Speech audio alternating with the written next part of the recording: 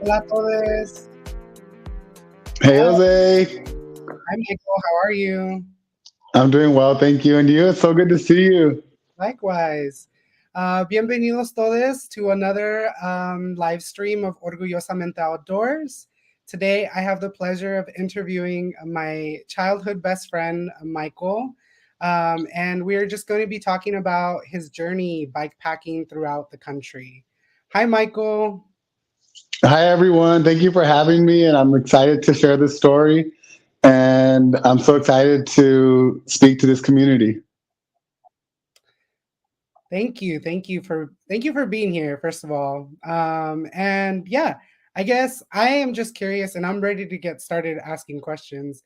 Michael, what inspired you to bike pack across the country from DC all the way to California? So, ever since I was younger, like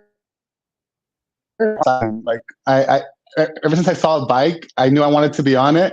And just the idea of using your own body as like a motor and the momentum to get you going, it really intrigued me. So, I started with like the normal bicycle. I think at one point I even had the training wheels and all that. And then my family and I would always go to Mexico when I was younger during the summer. And at one point we went and I saw like the triciclo, like the tricycles that they have over there. The Yeah. ones where people sell stuff, in the front, either raspados or elotes or whatever it is. And you can drive it around and you have the load in the front of the bike. And I saw one of those and I loved it so much because I thought, wow, I can take people with me. I can take goods. I can take in that front. And I wanted one of those bikes when I was little. My grandpa ended up buying me one. And that's kind of where it all started. I had that big, huge bike. It must have weighed easily over 100 pounds. And here I was like an early teenager riding around that big bike, putting people in there, putting things in there. And that kind of built my strength to keep cycling, and to have that motivation. Sooner or later, I just kind of thought, well, how far can I go? And I started building up to it. I took a trip to San Francisco on a bike. Then I took a trip to Tucson, Arizona. Then I took a trip from Albuquerque to Los Angeles. And little by little, I just started figuring out how to travel on a bicycle. And sooner or later, I just thought, well, the next step would be to go across country.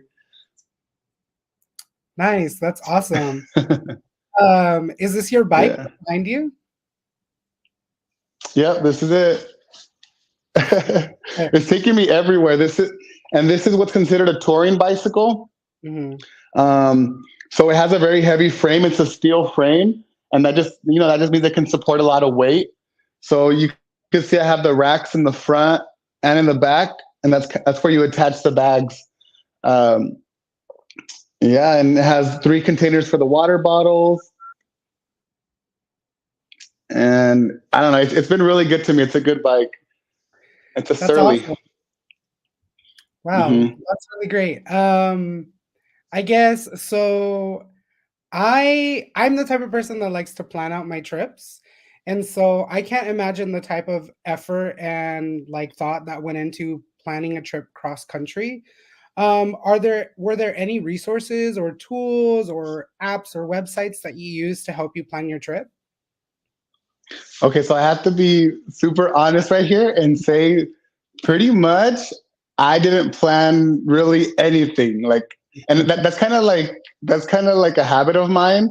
Is I'm not I don't know, just the idea of planning, and once I start planning something, I just get frustrated, and for some reason I just reject it. So for me, I just work better if I just kind of jump into a situation, kind of like spontaneously. Okay. So I kind of knew like, okay, I'm gonna go from point A to point B, right? But I had no idea like where I was gonna stop each day. I had no idea really which routes I was gonna take, and I just kind of let that happen organically. So what I did was I flew to Washington D.C. with my, and then from there I just used Google Maps, which is an app that people usually use for driving their cars. But I just put on the biking little tab, Mm-hmm. and that kind of showed me where to go. It wasn't perfect, sometimes it would take me to dead ends or dirt roads or no road at all. But I just kind of knew, okay, as long as I'm going in the right direction, and just figured it out as I went. Nice.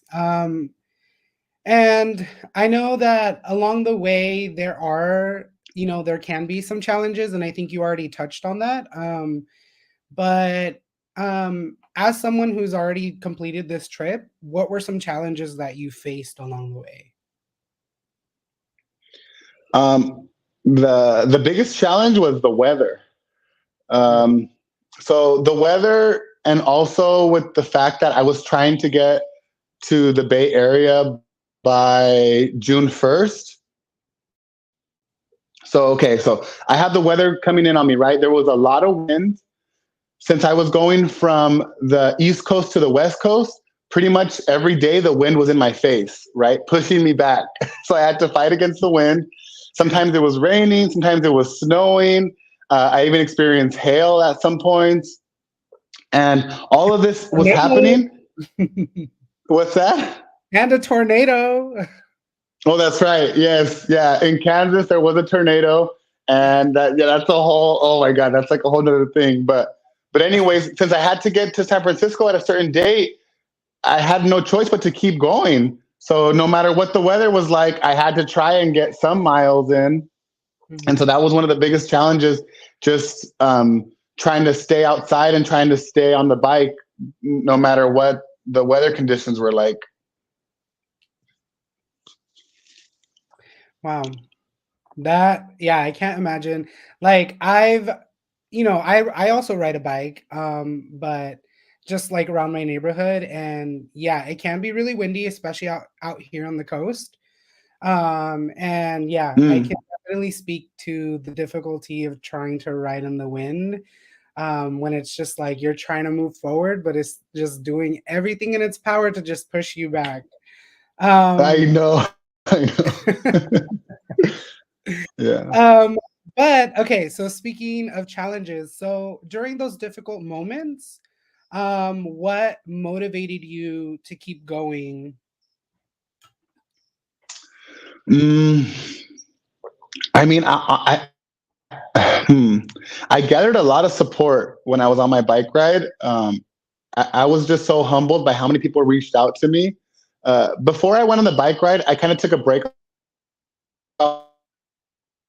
I wasn't really active for like 2 or 3 years. Like every so often, I would go online and I would post something maybe, or I would kind of just like look around what people are doing. But for the most part, I wasn't active.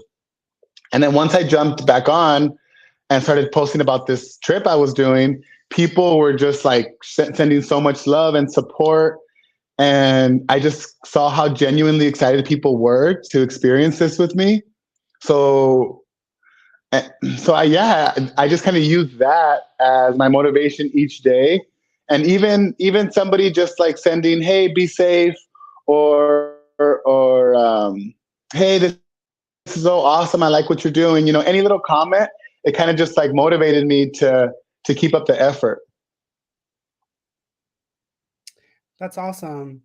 Um, and I understand that there were also like people through certain like sites that helped you out along the way, especially with accommodations when the rain wasn't so favorable. Can you speak on that? Sure, yeah. So there's this website called warmshowers.org, and that's basically a community for people who travel by bicycle. And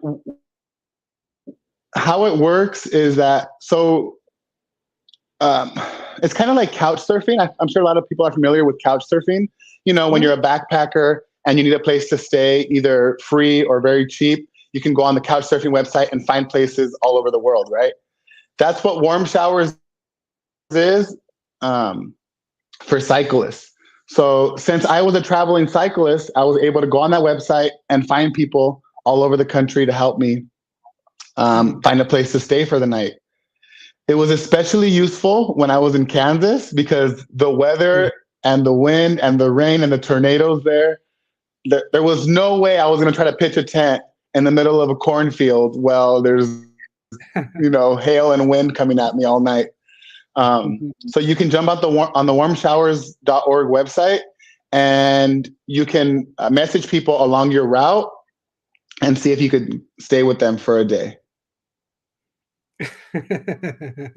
Well, she ain't in Kansas anymore. Sorry, I Yeah, have to say. thank God.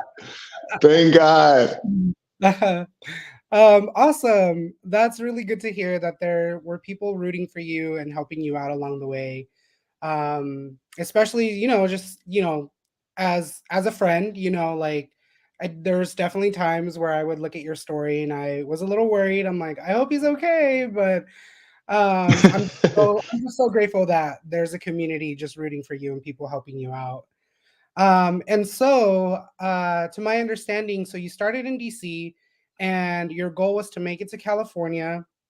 And so, once you got to California, you were participating in the AIDS life cycle. Can you talk a little bit about what the AIDS life cycle is? Sure. Yeah. So my idea was to bike across the country and then arrive to the Bay Area to join the AIDS Life Cycle, which is a ride that thousands of people do each year. It's a benefit ride for the San Francisco AIDS Foundation and the LA Gay and Lesbian Center. And what we do is we all get together in San Francisco, thousands of cyclists. I think this year it was 2,300 cyclists that did the ride, plus all of these volunteers that join the ride with us that support us along the way, called roadies. And there's the doctors, nurses, there's chiropractors, there's anything you can imagine that you need for people to bike, from San Francisco to LA is it's there. Um, and so I went ahead and joined them. It's a 7-day bike ride and it's 545 miles. So each day, biking anywhere from 50 miles to over 100 miles, depending on what it calls for that day. And what we do is we all bike together, and there's rest stops along the way that are set up by the volunteers. And there's also, at the end of the day, we all get our tents from the truck and we camp out, usually like in a school field or some kind of sometimes parking lots or like something that can sustain that many people. Nice. And what does it mean to you to participate in an event like this? In the AIDS life cycle? Hmm. Yeah. So, I mean, just to be honest, like when I was living in San Francisco a while back, when I went to school out there, since I was into cycling, I saw a billboard advertising the AIDS life cycle. And when I looked it up and I saw that it was a ride from San Francisco to LA, I mean, my first reaction was like, motivated me to do it, right? Like just the fact that it was a bicycle ride with thousands of people. So I didn't necessarily immediately do it for the reason of like fundraising for the foundations and all that. But then once I got into it, I remember the first training ride I went to, somebody stood on stage and they said, raise your hand if you're doing this ride and you're HIV positive. And I looked around and a lot of people were raising their hands. And that was the first time I got to know people who are living with HIV. Mm. And that just wasn't something that was commonly talked about with people that I would spend time with. And so to be in a space where we could openly discuss what HIV means and what that looks like for the queer community, that, that just inspired me that much more to be a part of this ride. And along the way, I've met so many people that, are that lives are challenged not only with HIV, but with, various other challenges or conditions. And here we are all together doing this bike ride, and just how much strength and how much determination you can have. Yeah. I love that. I love that it's a way in which queer people can come together to destigmatize somebody's status, and to also just come together as a community and share Mm, stories and bond. And I'm sure there's like a lot of camaraderie that comes with the ride as well. Lots of joy and lots of laughter. And I think that's really special. And I'm glad that you got to experience that. thank you. Um, yeah. So, do you have plans for any future trips? I mean, of course, right? Like once you're on the bike and once you do something like that, you just want to keep going, and you just like even on those challenging days, when just something about using your body and it kind of like gets that blood flowing and your mind is just going for hours. Um, and yeah, I mean, I've thought of a lot of stuff, right? I mean, I would love to bike through Mexico and go visit my family in Guanajuato. That's over there. Um, that's a dream, but I think I would want to do that with somebody, Yeah. because I'm not as familiar with Mexico as I am in the United States. Mhm. Um, Another dream of mine would be kind of like backpacking, but bike packing in Europe. You know, Mm, I would yeah. love to do something like that. And of course, there's still more to explore in the United States. So I've been thinking of taking different routes. I took a central route, um, through the United States, and so I was thinking maybe next time I'll take a southern route or a northern route and experience those communities and those climates and all those places. So it's kind of up in the air, but I still have the travel with me.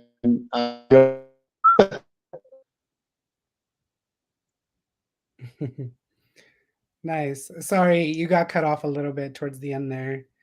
But I think that's incredible, and I hope that you do reach that goal to travel and to bikepack to Mexico and even to Europe. I think those both sound like really incredible trips. I guess one more thing that I would like to ask is for anybody out there who might be watching this who is, also queer, and they might just either be intimidated by the ride or just maybe have some fears about being visibly queer in areas that might not be so friendly to queer people. What kind of advice can you give them, if they also are interested in planning a trip like the one that you just did? Um,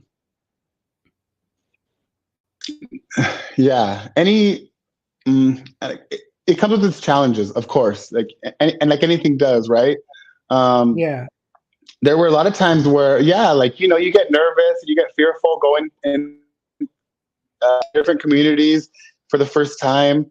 Um, Places that I didn't even know existed, small towns, or you're going through places where there's a lot of wildlife.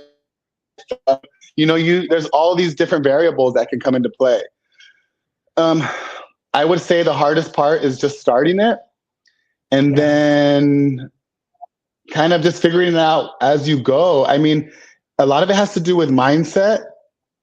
Of course, Mhm. like if you want to go to the extreme, like I've, if I think about things that have set me back sometimes, I've had people throw things out the window at me Mm. riding my bike, or like, want to try to run me off the road, get really close to me with their cars on purpose, and or Yeah. just yell things out, and it's like that can happen on my bicycle in the middle of nowhere, and that can happen in downtown Los Angeles, like, um and it was crazy to me because I assumed that I would kind of only meet a certain kind of person when I was out doing this trip. I was like, oh, well, for the most part, it's probably single men that do this trip, just because of, the safety and the privilege that that that carries, right? Yeah. But when I started doing this trip,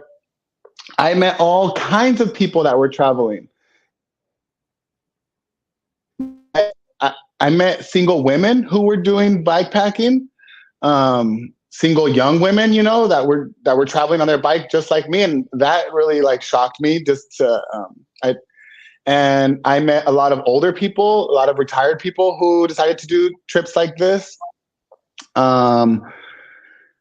And I don't know. I think it's we can live in our bubble sometimes of what we think we're going to experience when we do a trip like this. And once you actually put yourself out there, you start realizing that you can never plan for what's in the road ahead, Yeah. And so I think, of course, this is a very, very much physical thing that you're doing, but for the most part, it was my mental state that would keep me going throughout this ride. Awesome. Thank you for sharing that. And then just one final question. Amongst all the beautiful landscapes and sceneries that you saw along the way, is there a place that you might consider visiting again just because you thought it was really beautiful?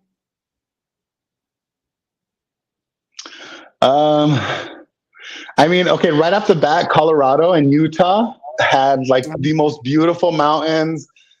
Yeah, like just when I was biking through the Rockies and just experiencing all the different climates, going up to the snow, coming back down, seeing how the plants would change, um, and just being struck by so much beauty constantly, that I think Colorado would have to be probably one of the number ones.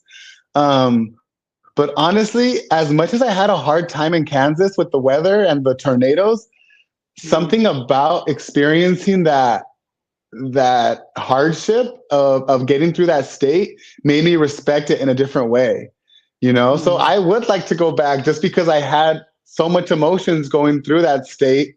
Yeah, so I think my top three would be Colorado, Kansas, and Utah. Okay. Awesome. Well, I just want to say thank you so much, Michael, for taking the time out of your day to join this live stream and to do this interview with me. It's just been extra special doing this just because you are a really, really good friend of mine. You are a best friend of mine. And so I just have nothing but utmost respect and admiration for you. You definitely inspire me to do a lot of things that I am interested and passionate about through the things that you do. And I know that we motivate each other, and that's all I could ever ask for in a friendship. So yeah, thank you for joining me today, and for also seeing a part of my world, because you have your passions and I have mine, and it's always nice when those two passions can mingle together. Yes, yes, yes. Thank you so much, and thank you for this opportunity. I just feel grateful to share my story. I had nothing but happiness the entire time, and I'm just so excited to like keep this momentum and this energy going. So thank you. Of course. Okay, pues I will talk to you soon. Take care of yourself. Bye. You too. Bye.